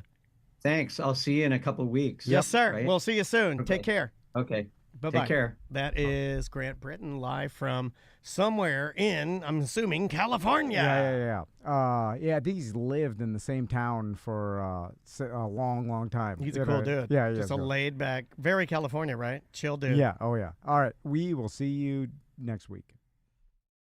Welcome to A Corporate Time with Tom and Dan. I'm Tom. I am Dan. We are live on Twitch and YouTube right now, and you can watch us because podcasts are watchable now. And our guest that's up next actually has a really good watchable podcast. You can find us, though, at Tom and Dan Live. Well, our guest is going to be at Hard Rock Live on Friday, October 25th at 8 p.m. Yes. You can go to hardrocklive.com and get your tickets. Yes, you can. I urge you to do so. On the line with us, Felipe Esparza. How you doing, Felipe? What's up, fool? How are you guys, man? Long time no see. I know, yeah. We were just talking about the last time you were in the studio. I think it was pre-pandemic. Is the last time we had you in. And we talked to you a couple times. How you been? I've been great, man. The last time I was there, I was at your house with that comedian Adam Murray. Yeah, we did the house. Yeah, you did do our house, and then you did one time at our new studio. But at the house, every time it's still in my wife's home. That is now my wife's home office. So I'll have you know that every time she goes to use the restroom, it says "What up, fool?" right above her head as she going to the bathroom. Yeah. Hell yeah! I remember, man, when I saw your cool studio, I told my wife I want a studio like that where all the plugs are on the couch. Yeah. You gotta have the plugs. You gotta have the wires. Everything. You gotta have the. Perfect, man. The sound, everything. Yeah. Well, thank you, man. We appreciate it. Hey, and congrats on the brand new tour. You're coming through Orlando. You're coming back here. But is it correct in me saying that this is the first time that later this year you will be taking yourself overseas? You'll be going across the pond, as it will, to New Zealand, Australia, and maybe some other places. This is truly the first time. I'm going to London, Amsterdam, and Dublin, Ireland. Oh, nice. And you've never been to Europe? You've never taken a tour over there? I've never done shows in England or Dublin, but I did a show many years ago in Rotterdam, Netherlands, which is like 60 minutes from Amsterdam. I did a television show there, like a talk show. Okay. Like a Letterman. It was called Raymond is Live. It was Raymond is Late Night with Raymond. And it was a Dutch show. And I was the only segment that was English. But this was a long time ago. The Dutch, they love their late night shows. I remember comedian Tom Rhodes had a Danish night show. He hates us, though, now, Felipe. Why would you bring that up? Well, it's just true. It's true. He doesn't like us very much. It's not our fault. So, Felipe, you I don't know why. You got on both feet. you just celebrated 10 years of your podcast, or both your podcasts, Yeah, actually. congratulations, man. Yeah, man, we hit our, I don't know if it was 300 or 400 episode. I'm not sure, or 500. I don't know. Yeah, I think it was 400. You know, I mean, 400 of anything is phenomenal, but I mean, to do 10 years, when you frame it like that, like you've had a podcast for 10 years successfully, what do you account the success to? What makes it so successful? Because you were doing it before anybody else was, really. Yeah, because we wanted something to do. We wanted our fans to have something now besides stand-up, because I figure, I don't have a television show. Sure. So I got to keep these people, I got to keep myself in their mind while I'm not in their town. So I just started a podcast. And it's been doing great. We started out with just a recorder with bad sound for like 7 episodes. Then the sound got better. And then we moved into a studio, and then it got really better. Yeah, I mean, and you guys still run it live. I mean, I was on there earlier today watching some of the episodes on YouTube. Like, is there a reason you choose to do it live? Like, we run ours live, and I enjoy that. But, like, do you like the energy level that way? Or, like, it's pretty cool that you guys do that. I think I like it more because there's fans who log in every week, and they have their own world and their own conversation within the podcast. Yeah. The chat room, if they're chatting about stuff that's something not related to what we're talking about, so they have their own view, their own world. So there's people who just communicate with each other on our chat room during our podcast. So they greet each other. Hey, man, how you doing, man? What's up? How's the family? And they're having their own conversation. So I keep it for the fans. Yeah. The world. See, here's where me and you differ, Felipe. They're commenting and they're hating on everything. Oh, man, the sound was bad today. Or his voice doesn't sound good today. Or what's up with that roach in the wall? They notice everything. No, I know. Well, Yeah. See, that's the difference between me and you, Felipe, is I dislike the chat room because all they do is make fun of me, Felipe. Yeah, he does get made fun of a lot. And then I'm like, well, what? Are you here just to bully me? And then they'll be having their own conversation. They're not even paying attention to the show. They're doing that right now. No, they're not. They're not. They're watching listening to they're chatting and watching some other stuff, like a movie or a show.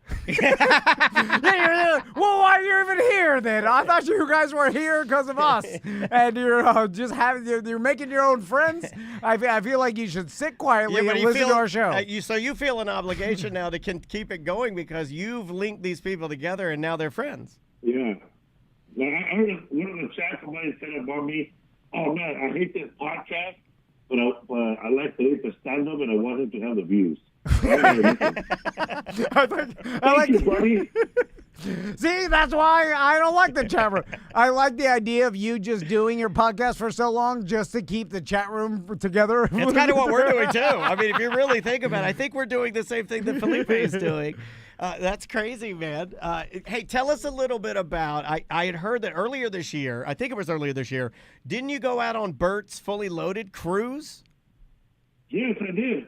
What did you think of that? I mean, like, you've always been kind to us. You're a super successful comedian, but you see guys like Bert putting together these mega tours and then bringing you guys along. Like, what's that like? Is it as crazy as it looks? Well, it's crazier, bro. Man, the first time I went out with them, it was Bert Kreischer, Fully Loaded with Mark Norman and Big J Okerson. Yeah. And so many other comedians, The Trash. the trash bag podcast guys. And man, Miss Pat. Oh, wow. We had as soon as we got in the ship, they said hello to everyone, and we had a speedo contest with a bunch of men. And that speedo contest turned into the smallest man contest immediately. Wow. Immediately, some guy put the speedos down, and he has the smallest member of the Jackson 5. Yeah, I mean, this guy was small, bro, like tiny. And Bert Crusher said, "Can anybody beat that? $5,000, you can beat the size of this man's penis, right?" And it was smaller than that, man. Is anybody smaller than that? And I remember I was trying to find somebody that wants to challenge this guy, and there was a woman. She was rubbing her husband's shoulders, trying to pump him up. And I remember her saying, "Ryan, you got this, honey, you got this." And he went up there, bro, and like a shot, bro, he won, bro. Like wow, bro. Like that was the smallest penis I've ever seen in my life. You know? And it had foreskin, so it made it extra small, you know? I have that. That is me. You're describing me. Bro, Big Shane Okerson said that, and the guy had a big scar on his stomach. Big Shane Okerson said, "Man, I wonder what the size of it was before he got hit with an axe on his chest." Bro, this guy looked like he survived barbarian execution. His body was shaped. So this is how you started the fully loaded cruise with Bert Kreischer. Okay, think about it, man. We're not even 3 hours into the trip, and these two guys are really showing up the smallest penis on the boat. I mean, you can still see Miami from our boat. I don't want to be remembered as the winner of that contest for the next 6 days. Again, I'd like to remind everybody, too, Felipe Esparza is going to be at the Hard Rock. I learned a lot of things about sexual relationship with marriage people.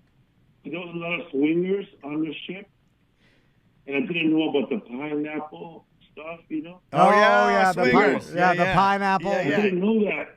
So there were some couples that were not that good looking, you know, but they were really dressed with pineapple stuff. And I felt bad for them because they're both not good looking, so they're being turned down by other couples. The swinger group is interesting because they are normal. Yeah, which they are normal. is always like off-putting. vampires. I feel like they always want new people to come in. I would like for them to act like they're swingers, and I don't like the fact that they just act like they're normal people. Right. and then they do this abnormal thing. I want them to kind of dance around to let me know who they are. Yeah. Like I need them to be more sexual or something. I hate the fact that they're like, oh, you swing? You let the other people bang your wife, and then you get to bang their wives? Yeah. So there was some of that going on that boat as well, Felipe? I'm pretty sure that I wasn't invited, man. Yeah, no, I never get invited either. That's my nightmare.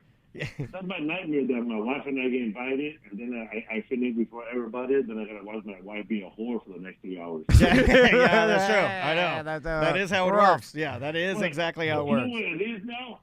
Some of the doors had pineapples, and some of the doors had a way to tell you what type of swinger they are. Yeah, like soft swinging, hard full swap. Yes. They used loofah. Yeah, they use like the color of the loofah describes what type of swinger they are. Yeah. Like if it's a certain color, that means they swap wives. And another one, they swap husbands. Like husbands go at it, you know. And then they have another one that where like this is like the young swinger, bro. It's like a guy that's comfortable with everybody, and they swap daughters. They swap daughters. Oh, I've seen the videos of that. Yeah, I subscribe to that. Yeah, the guy's like in his late, he's 55, hot, and he has like a 30-year-old daughter who's hot, and they're both trading daughters, bro. I'm for that. Not with my daughter, but if you want to do that, odd. Yeah, that's an odd cruise. What do you tell the mom? I'm taking my daughter on a cruise. I wouldn't mind doing that if our daughter came with other scales too. Like, oh, really? Your daughter can change a roof. Awesome. Hey. Oh, your son comes with mechanical skills. He's not just stuck inside a dryer. Well, Felipe, thanks so much for taking the time to talk to us again. We appreciate you, man. Hard Rock Live. It's Friday, October 25th. Get your tickets. The show starts at 8 p.m. Felipe is always hilarious. Yeah. Don't miss it. Hard Rock Live's a great venue. And go Dodgers, man. I know you're going to be excited. Go Dodgers. Go Dodgers. Fernando Venezuela, rest in peace. Yes, that El Toro. Yeah, we got to give him some love. Yeah, man. Also, man, what happened to your sidekick, the guy that throws out the funny lines next to you guys? All of our employees quit. Yeah, all of our employees quit, Felipe. They quit on us. Yeah, that happens sometimes. Yeah, that one deadpan comedian there with the black hair, very funny. Yeah, we tried. It was a man or a woman? A man. No, we talking about Ross. Yeah, Ross. He still comes around. He still comes in. Yeah. He's funny, man. That guy's funny. He still likes it. I remember that your couches were beige or gold or brown. Red. Yeah. Well, no, they were. They were gold. Yeah, they were gold. Right, yeah. He's right. You got a good memory, man. Well, hey, and we're glad. We're glad you're coming back. And we appreciate you, stopping at Hard Rock. And anytime you're in town, man, if you got time for us, we appreciate it, okay? Oh, appreciate it, man. We're going to go back and get that studio. Yes, sir. All right, Felipe. Take it easy, dude. All right, man. Dan. Later, man. Take care. See ya. ya. That is Felipe Esparza, live from I don't know where he's at. So full disclosure, obviously, to everybody that Okay, listen. We're all clear. We're all clear. I couldn't. I couldn't understand a word he said. I powered through that one. I don't think no one could. No one could. There's bits and pieces in there, so we're gonna play a fun game. We're going to play a fun game now. The last segment that you just heard does have value. It does. Okay, yes. It does. Yeah, but you're going to have to play a fun game called What is Going On?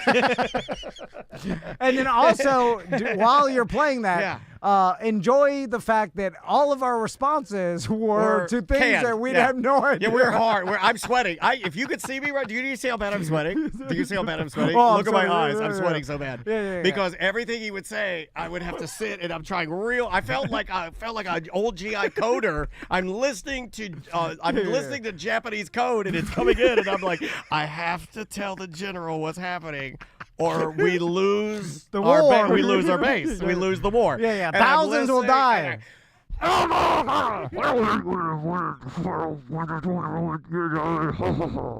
I'm like, okay, Daniel, you fucking got this. I know it hurts. I'm like, you got this, Dan. You got this. What did he say? Dan? I'm like, okay, something. He's like talking about the swingers, the pineapples, and the colors. He's talking Luva. He's at Luva. And I laugh. Yeah. Everything else. It's so hard. I was like, ah. And the worst thing you could do, we had also talked to the sweetest handler you could ever have. Martha Lynn, his handler, had been trying to track him down. I think he was in a bad cell service. And her audio quality impeccable. Well, she was on. Amazing. She was on via Zoom. It was like she was here. Well, you guys didn't get a chance to hear her, and so we talked to her. And then I also hung up on her on Zoom because I didn't have the heart to. I couldn't look into her digital eyes. I couldn't look into her digital eyes. Well, listen, we know Felipe. It's hard. That was a hard. Hilarious. He remembered us. No, he's super nice guy. He is super hilarious. He was calling us from a Mexican potato. His Zoom link wasn't working, so he had to call us from a regular. Well, he has an Android tablet or an Android phone. I think he was on speakerphone. He was on speaker. They're always on speaker, Tom. And then, and I hate saying, and I should I have said, hey, if you don't mind, could you take us off speaker? You know what it was? Why don't we do that? I'm a pussy. No, because I think we're like maybe we'll change. No, but that's not. That's like that's like not protesting and waiting for the world to change. John Mayer, you can't. You got to act. You got to act. You can't wait for the world to change. I know I can't understand anything you're saying now.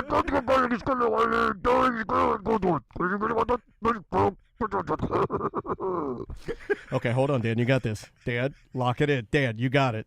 The country depends on it. What did Felipe Esparza just say? I'm thinking, oh, God, Dan, you got this. You got this. What is he talking about? He said your couch. Your couch is gold. You're right. You got a gold couch. It's hard, man. It's hard. This is the stuff. And then people go like, and I come home and then like, all you do is sit in your stupid studio and talk to your dumb celebrity friends about their dumb jobs. And you make jokes with your friend. You're making jokes with your dumb business friend. Ha, ha, ha, ha. Was it hard today? Well, I just pooped my pants a little bit.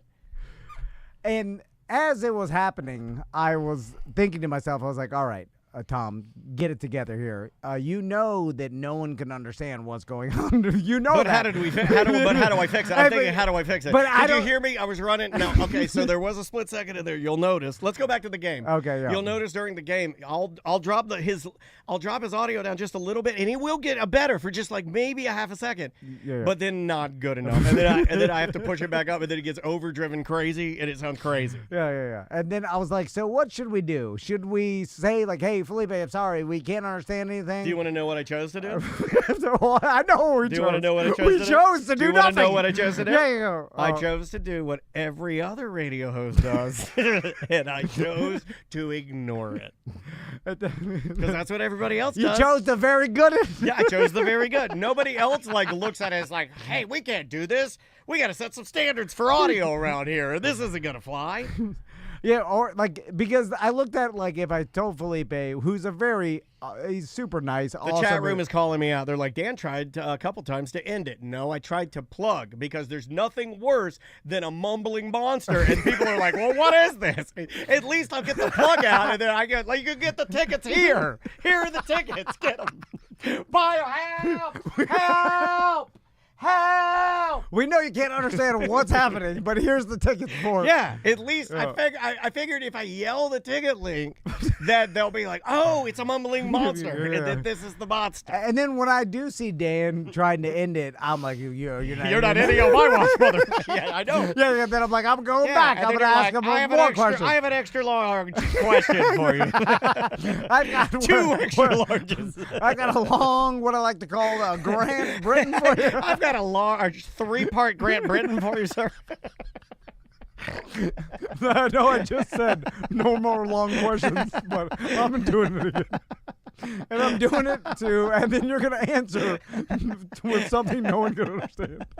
And then the worst part, the worst part I feel bad about, and I feel it's important to point this out. It's important to point this out and be real to our audience. Okay. We don't lie to you guys, but I'm going to tell you, I have to say this. We were not lying to you guys when Felipe would say things that we didn't understand, and we would go, and we'd fake that's laugh. What you do. You fake laugh. That's what I used to do with the nanny. She'd tell me something, I just laugh uncontrollably. Give me your nanny fake laugh.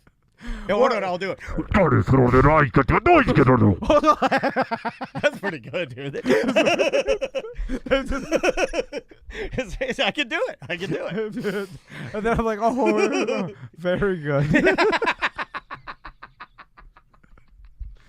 Yeah. Oh my God. God Okay. damn it.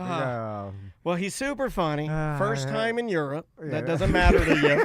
That doesn't matter to you because you're North American. Yeah. But you can see him at Hard Rock. Yeah. And our good friend Leah set that up. Thanks to also our very new good friend Martha Lynn, who the publicist. We tried hard for you, Martha. Yeah. But we dropped the ball on that. Yeah. I mean, those things happen. I don't know what other professionals do when there's bad audio. Well, okay, so we're running without. Also, I appreciate Felipe pointing out the fact that we were. He's like, "Hey, man, where are the funny people from your show?" Where are the guys that used to say something funny? Because we were freaking out. Was it apparent that we were freaking out that much? Well, were we not being funny? Well, how could we be funny? I had nothing to react. I didn't know what you're saying. Now, once we get to the point where we have no idea what our guests are saying, and we can be funny, that's where we... Oh, that's Nirvana. Yeah, that's where we reach If we reach that, then we're Dr. Manhattan. And we're seeing... Well, you can have a conversation with someone where you can't understand what they're saying, but and you can be still funny. react. Yeah. React to what, though? Oh, my God. All right. Also, I want to give you guys a little secret. Tom and I vowed that when these things happen, that we will always, from now on, we'll always come back and bring you into it. Didn't we? We did say that. We said that's the only way we can save it is we got to bring you, like, you're coming with us. We're going to bring you in. Yeah, we'll tell you what you just witnessed. Yeah, you're in. So you and while it's happening, you're like, they're going to talk about it. We're like, oh, this, I know what this I know what